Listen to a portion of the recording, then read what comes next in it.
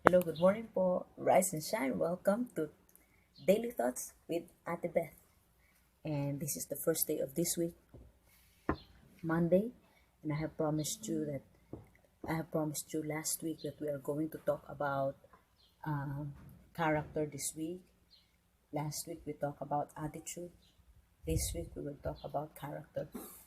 So I will give you the meaning of character and I will give you some examples of it and the difference between attitude and character. um, of course, you still remember that attitude is the very reaction or response that we do in a certain situation in time, in life, or in a certain situation given unto us. While ang character is the very essence of a particular man. That's who we are. Character is who we are. It is who we are inside. No, it is not liable to change. While attitude is liable to change according to the situation. So, nag-iiba ang attitude. It depends upon the situation given unto us. Kaya minsan, although you are a good person, sometimes in a certain situation in our life, we commit bad attitude kasi na-trigger lang tayo, di ba? Pero character is very different from attitude because character is not liable to change. It is not liable to change. Character is who we are with or without people around us.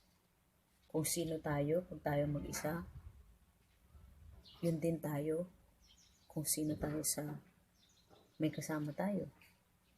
O sino tayo, who are we with other people in the public, must be who we also are when we are alone. A person's true character is revealed by what he does when no one is watching. Kasi, yun talaga eh. Di ba? Babasahin ko lang po itong verse. Let us go on to the verse for today. Deuteronomy chapter 6 verse 4, NIV translation. Hear, O Israel, the Lord our God, the Lord is one. I'll read it again. Hear, O Israel, the Lord our God, the Lord is one. So, why is our verse, Hear, O Israel, the Lord our God, the Lord is one? What is the connection of this verse to our topic, character? Isa lang po. This video will not last long. I will only give you the definition. Of course, I have given you the difference between attitude and character.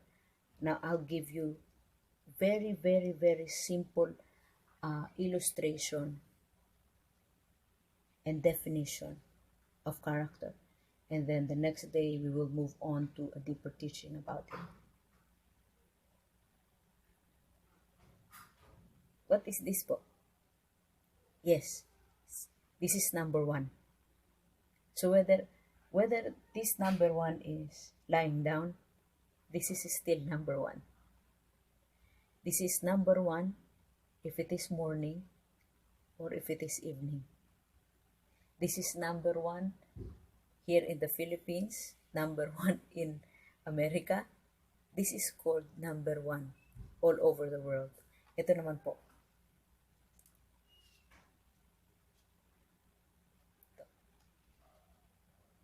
Ano to? Yes, you're right. This is letter R. Letter R. Letter R, lying down. Letter R, standing up.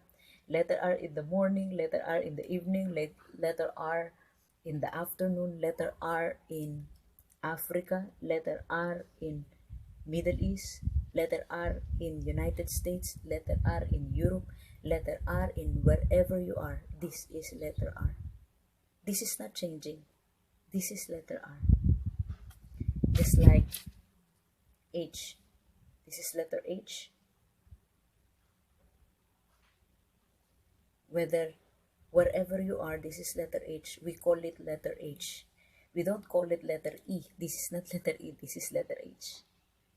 Diba? Ito pa. Number 2. This is number 2. Paano ba? Pag ganito. sorry.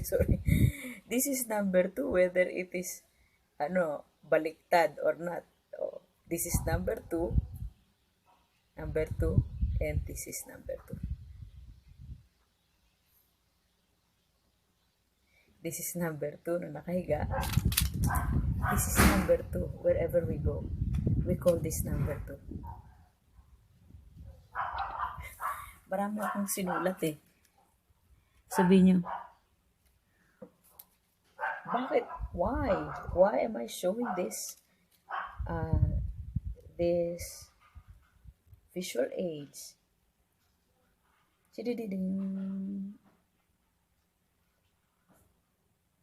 Letter A. This is letter A. Wherever we go. Whatever time it is. Whether babae ang tumitingin, whether you are a boy looking at this letter, or you are a girl looking at this letter, whether you are a man or a woman, whether you are old, whether you are young, this letter is letter A. This number is number 5. This number is number 5. Whether like this or like that, this is number 5. This is the character of number 5. Wherever you may go, whatever country you are in, whatever time it is, this character is not changing. This will always be number 5. This will always be letter A. This will always be letter H. Baliktad pala yung kanina. This will always be letter H. This will always be number 2. This will always be number 1. Yeah? This will always be letter R. Wherever we go. Whether we grow older, whether we are men or a woman, whether we are educated or not, this is letter R. This is alphabet, character of alphabet. Character of alphabet. Sa alphabet nga, hindi nagbabago eh. Character, ganun din. Person's character must also be like this. Whether in the morning or in the evening. Whether you are talking to older than you or you are talking to younger than you. Whether you are talking to a man or a woman. Whether you are working or you're at home. Whatever situation you may be. Our character has to be always the same. That's why the verse in the Bible that I have shared with you is, the Lord our God, the Lord is one. Our God is not changing. That is His character. And we are made in His likeness. We are made in His likeness. His character, our God's character is like this. He loves us. Whatever happens, He always loves us. Whether it is in the morning, in the afternoon, or in the evening. The Lord is true to His promises. That is his character. Whatever he says, he says. The Lord is patient. Those are his character. Diba? At kung sasabihin, if the Bible said that we are made in God's likeness, therefore, we have this character inside of us na good like our God. Our character must not be changing. Yung hindi doble cara, not two-faced. One face if you are with other people, and then another face if you are with another people. No. Kaya minsan sinasabi, don't believe him, don't believe her. He has no one word. What does it mean? If people will say that you have no one word, it only means you have no character. Kasi two-faced yun. Character is only one. Ulitin ko, character is only one. It is not changing. Paano yun kung nagkaroon na tayo ng what shall we do if we have bad character already? That is our next topic tomorrow. What shall we do to change our character? Diba? Character is not liable to change. It has to be one. Hindi masasabing maganda ang character mo. Nobody will tell you that your character is good if they will see this. Monday, they will see you are like this, and then Tuesday, you are a different person, and then Wednesday, you are a different person. If you are with other people, you are a different person. If you are with other people, you are another different person. Hindi ganon. That is very, very different. So let's talk about what shall we do to regain our character tomorrow. I hope you understand our definition and illustration about character. Character is who we really are, with or without people. Character is who we are in the inside, whether it is in the morning, in the afternoon, or in the evening. Character is